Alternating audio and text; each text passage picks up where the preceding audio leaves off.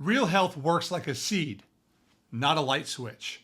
Once we remove the interference in your upper cervical neck, where your body begins the work of restoration, but healing is a process. Today, I'm walking you through the path to 100% function and why the most important thing you can do is to actually hold your adjustment, meaning to not receive a chiropractic adjustment. Our goal is something called a clear reading and rest.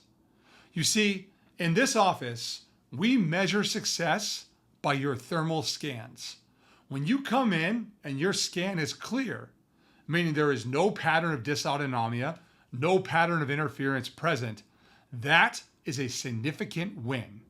It means that your nervous system is functioning and an adjustment is not warranted. The goal is to have as many clear thermal readings as possible. This is why your post-adjustment recovery and the zero gravity environment is so crucial.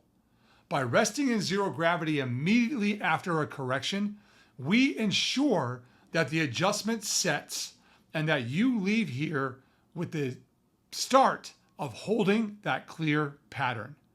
Every day you hold is a day that your brainstem is free to heal your body and to optimize performance. The goal here is to restore optimal function. Now, as you hold your adjustment, you may begin to experience something that we call retracing. Old symptoms resurfacing as your body repairs itself. This is absolutely normal. We monitor your progress through consistent thermal scans and a periodic biomechanical X-ray analysis, just to ensure that you are moving towards 100% function. We aren't looking to adjust you every visit. We are looking to keep you clear. The longer you stay clear, the longer your opportunity is for expressing optimal health, optimal performance. You see, we want you to stop being a patient and start being an operator.